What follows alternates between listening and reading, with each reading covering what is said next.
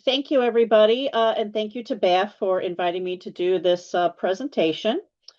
By way of background, so if you know anything about BAFT, you know that they publish a plethora of papers, and sort of the impetus to this was they looked at old papers and said what could be updated or refreshed, and these two were chosen to go first, but not possibly be the last. They were written at different times, two different years, 2015 and 2017, but they both have the common themes of AML and trade. These were created by the AML and KYC Working Group, which at the time was an offshoot of the BAF Trade Compliance Committee. But after these two papers were created, they no longer ceased to exist. Um, Now I'm the co-chair of the Trade Compliance Committee.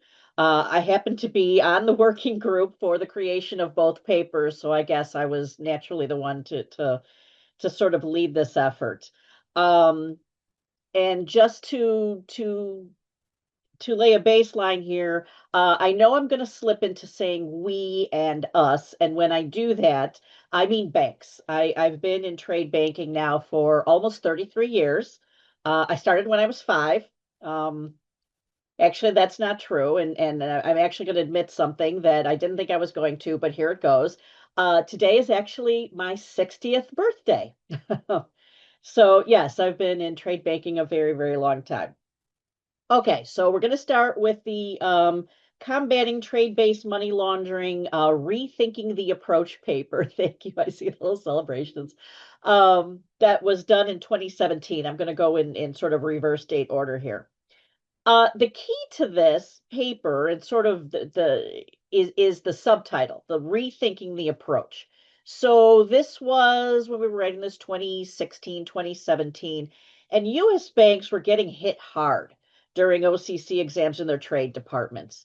We were being asked to do more in terms of controls, such as price checking, vessel and container tracking, counterparty due diligence, etc. Not a lot has changed since then, but this is when it really started to hit hard. And we were discussing it in the various committees, and we said, we just felt that considering considering the world of payments, how many payments happen globally compared to how many payments go through the trade finance department, well, it's got to be kind of minuscule. So we said, well, sort of the controls and the effort that we're being required to put towards this doesn't feel commensurate with the risk. So the first thing we did is we started to uh, look at the risk. So, sort of the background of this paper, this is sort of a respectful request or a plea to regulators to look wider than just banks. They seem to be focusing on just financial institutions, and we wanted to be broader than that. So the actual risk. So at the time, 2015, according to the World Bank, there were 3.07 quadrillion US dollars in annual payments. I can't even really conceive of that number. Um, and only 16 trillion of that, which is 0.52%, so add another couple of zeros in there, represent just trade settlement, according to the World Trade Organization. So if we take that 80% of trade is open account, and by open account at the time we were talking wire transfers, straight wire transfers of that trade, not even going through the LC department or the trade department, then all of this AML monitoring and the controls and the things we do in the trade services department are there to prevent or detect less than 0.1% of illicit funds flow. So actually, it's less than because 0.1% was the amount that was going through the Trade Services Department. That's kind of a lot to throw at just a very, very little slice of the pie. So the introduction of the paper acknowledges the importance and the growing concern of TBML. However, we didn't think that throwing more money or compliance staff was the solution. So because this was directed or aimed at the regulators, we put a section in there on the explanation of how documentary trade works. It's your basic, issuing bank here, advising bank here, maybe confirming bank here, and how the flow works. And then we also looked at we put in a flow of what we called non-documentary trade transactions. In this context, we meant wire transfers and how they differed. The next section was on challenges, and the challenges were sort of the typologies of trade-based money laundering, such as over/under pricing, and the monitoring wire transfers for TBML. Well, it's extremely difficult to monitor for TBML. I mean, you basically have the informational field that says uh, invoice number 12345 or something like that. You have absolutely nothing to gauge for over/under pricing, what the goods are, anything like that. Um, so, solutions. What could we come up with solutions? Well, one of the solutions we came up with was information sharing. For example, such as the UK's GIMLET, or Joint Money Laundering Intelligence Task Force, which was created just about that same time. It's a public-private partnership led by law enforcement agencies, including the British Bankers Association, UK, and international banks. Um, so they were doing information sharing. Another suggestion was data analytics, such as the US's Department of Homeland Security, trade transparency units, or TTUs, which were speaking to other countries' agencies when there would be treaties or agreements between these, and getting and sharing information with them about trade. And then lastly, emerging technology. And at the time, some of this technology was truly emerging, such as distributed ledger technology or blockchain and artificial intelligence. And at the time, and still true now, at the time, we didn't know where artificial intelligence was going to go, but we knew that it was going to happen, and trade was going to be involved with it. So we came up with recommendations on how to improve this. And the recommendations first included an ecosystem approach. Well, what the heck is an ecosystem approach? And I'm going to read you a direct quote so you'll understand what it is. Law enforcement, government agencies, and regulators should take an ecosystem approach to this problem, bringing together financial institutions, custom agencies, shipping companies, and other stakeholders that have access to different information. So I'm going to translate that for you.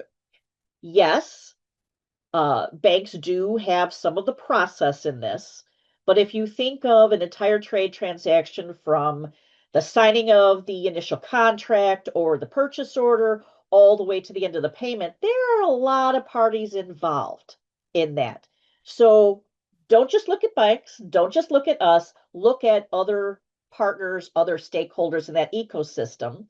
Look at all of us together and really tailor what you're looking at, Mr. Ms. Regulator, to the actual parts that we have knowledge of. Next is public-private partnerships, such as GIMLET, data pooling and data analytics, such as the Trade Transparency Unit, more comprehensive or globally consistent SARs, and hang on to that because I'm going to talk more about that in a minute. Better education across all stakeholders, and that's great, right? Everybody always needs better education.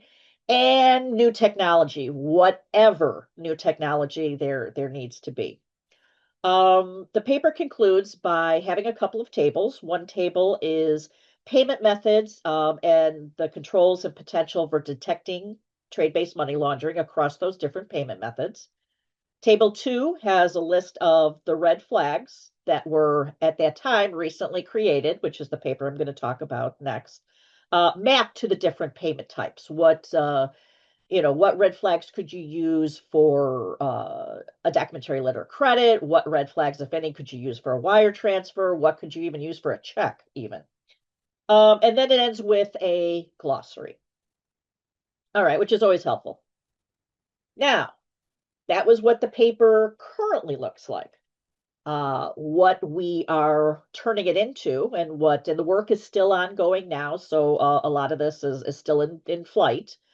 But first thing we got to do is update these numbers, because obviously they're all should have gone up or down, depending on if it's a percentage or not. So we don't have the final final numbers for the annual payments. So I'm going to have to do a little back of the envelope math on this, but we do have the actual number of the trade, which is 24.43 trillion in 2023, according to McKinsey and Company. So, starting with that 3.07 quadrillion that was in 2015. Growth in payments has roughly grown 7% annually. So if we take that to 2023, that would now be 5.82 quadrillion. Okay. So 24.43 trillion in trade is 0.42%. Open account, we think that it's gone up from that 80%. So we're estimating 85% is truly open account because unfortunately, and being an old timer, it sort of breaks my heart that the share of uh, doc collections, letters of credit, that kind of thing used as payment methods has been consistently going down for the last 30 years. I recognize it. I see it. I understand why, but it still hurts my heart a little bit. So if we now assume that open account is 85%, then that turns out to be 3.7 billion of that 24.43 trillion, or less than 0.0064% could be illicit funds flow. And that's 0.0064% of that 5.82 quadrillion. So in other words, they're now 7 years later, 8 years later, there's even a less percentage of total payments that are going through trade finance. So there's even less of a risk that trade departments could even be picking up. So, in other words, the problem that we're combating has gotten even worse. So what can we do? Well, the potential solutions still fit. There's been an expansion of public-private partnerships and data pooling, such as Gimlet has certainly expanded. And it now includes, besides banks, it includes fintechs, telecoms, virtual asset service providers. I don't even think we were talking about virtual asset service providers 8 years ago. It now also has specialized threat groups and an international working group. The US launched FinCEN Exchange in 2017. Australia's Fintel Alliance, established by Austrac in 2017, has a collaborative data analytics hub. And in 2024, the Multinational Working Group on Trade-Based Money Laundering Public-Private Partnerships was launched. The working group is a global initiative co-chaired by the UK's His Majesty's Revenue and Customs, the HMRC, the Asian Development Bank, and the United Nations Office on Drugs and Crime to counter trade-based money laundering through strategic collaboration. Data analytics and better SARs and STRs, the U.S. Trade Transparency Units now utilize the Raven Darts platform, which is an advanced analytics system that integrates trade data with investigative tools to identify anomalies such as over and under invoicing, customs fraud, and TBML. And I'm going to assume now that they're also looking at tariff evasion as well. Just a guess. Okay, and most exciting, and I had mentioned about the globally consistent SARs, the Asian Development Bank, the UNODC, and FIUs from 5 Asian countries launched a trade-based money laundering STR pilot that enriched the STRs with trade-specific data such as detailed identification of all trade parties, importers, exporters, banks, ports, vessels, etc., goods descriptions, pricing, and shipping routes. And using the UNODC's Go AML system, which is deployed in over 70 countries currently, the ADB pilot significantly increased the number of TBML STRs filed by banks. For example, Pakistan recorded a 398% surge in relevant STRs, while Bangladesh saw a 148% increase. So that's the work that we're doing so far. The recommendations are still pretty much going to be the same. Please don't concentrate on banks so much or financial institutions. There's a big wide world out there in trade, which touches very many other stakeholders that have their own information. So if you do a public-private approach, you share data as much as you can. I know there's privacy restrictions in countries, but if you do as much as you can, that will be a much more effective approach in combating trade-based money laundering. It all lies in the data. Okay, so that's what's going on with this paper. Next slide, please.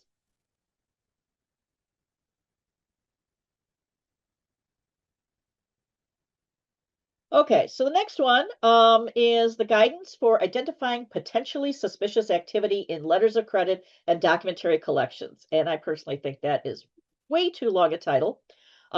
Let's see if we can't shorten that a little bit.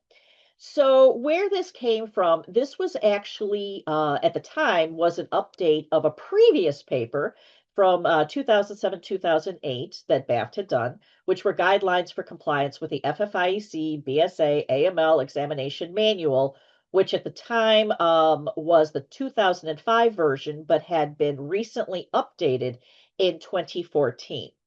So what we did is we took a number of sources, which was the FFIEC, obviously, FATF, Wolfsburg, and the UK's Financial Conduct Authority, took their red flag lists or suspicious indicator lists, and we split them all into buckets, such as customer activity or behavior, other parties, the shipment or transportation, and the goods themselves.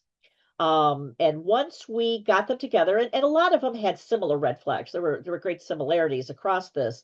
We looked at the wording of each and we combined them and refined them and came up with 16 red flags, which I think is a fairly okay number to deal with.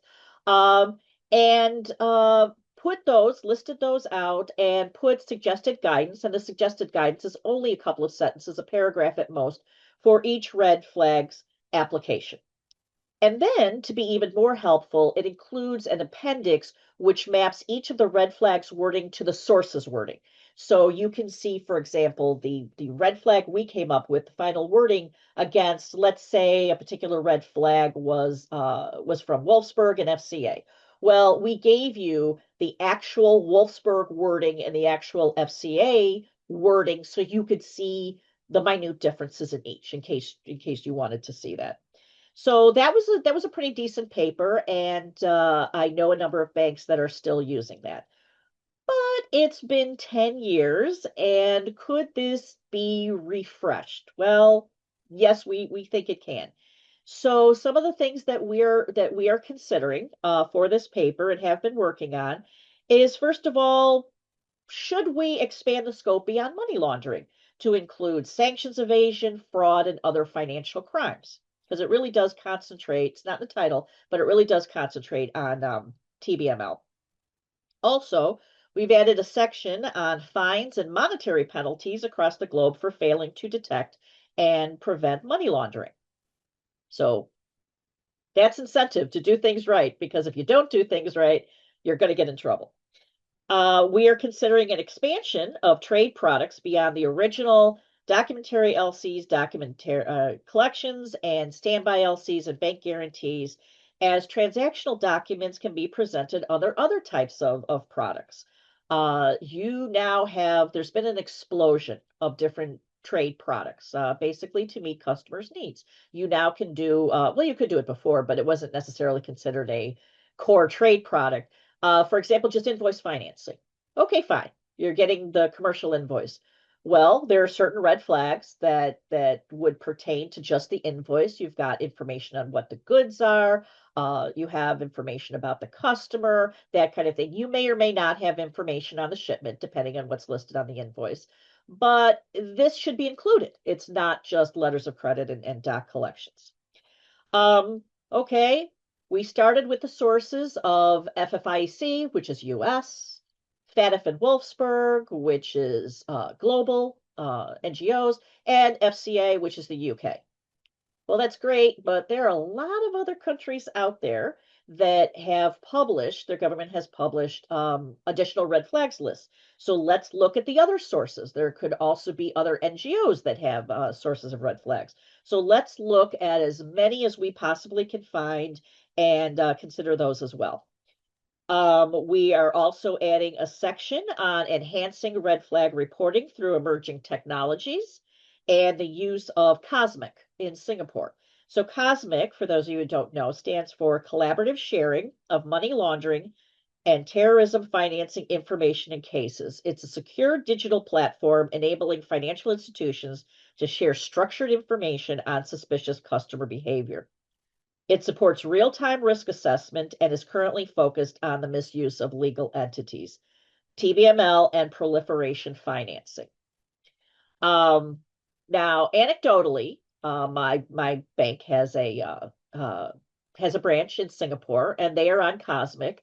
And I can tell you that once they started using this system, the number of SARs that they started filing, or I shouldn't say the SARs, I should say that the escalations that they started doing for potential suspicious activity skyrocketed.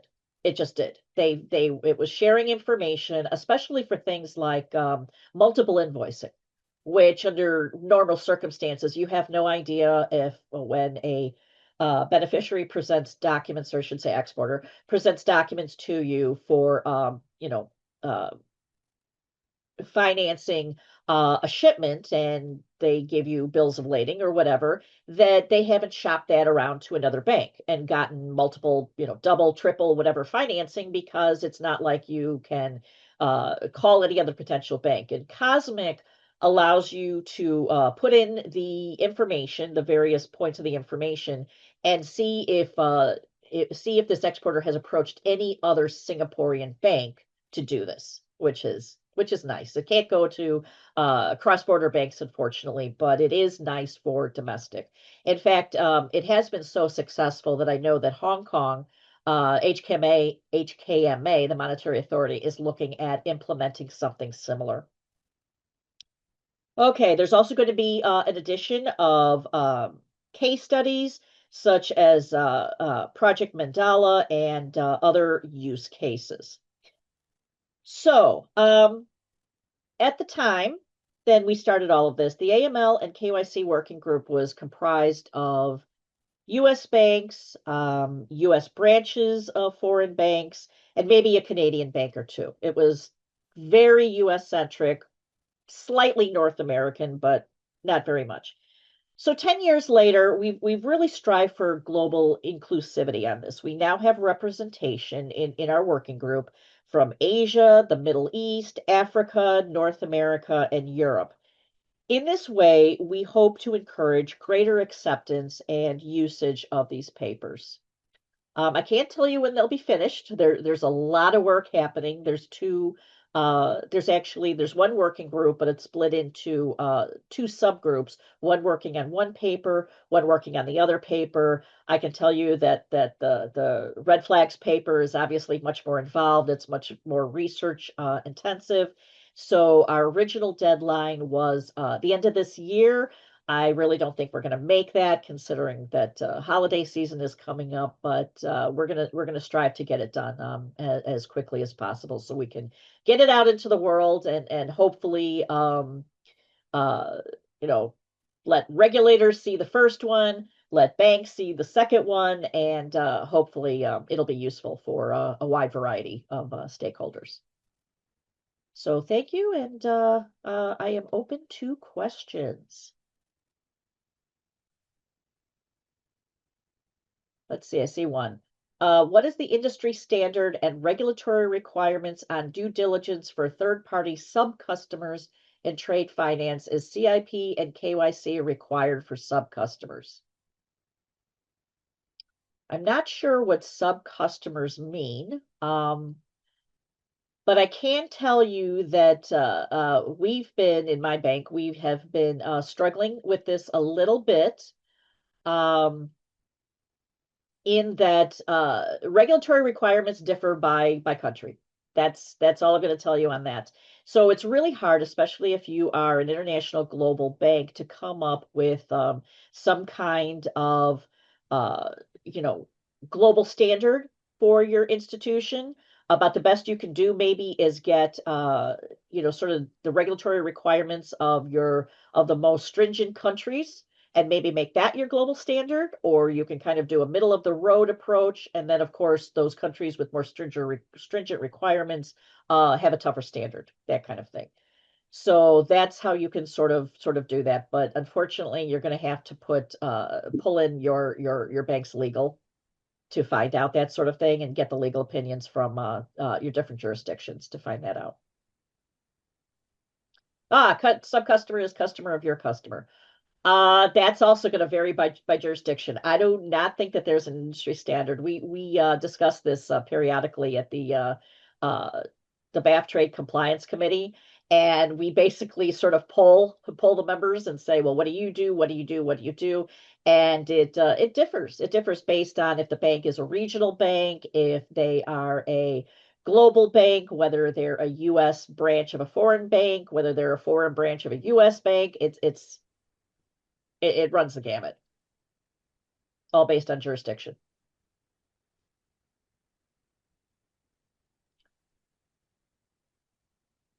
Okay.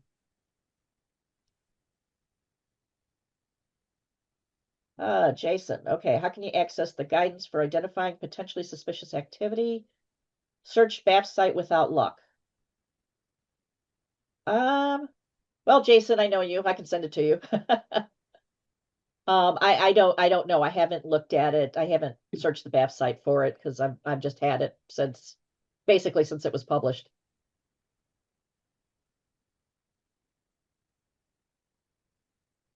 Let me make a note real quick. Okay. Any other questions?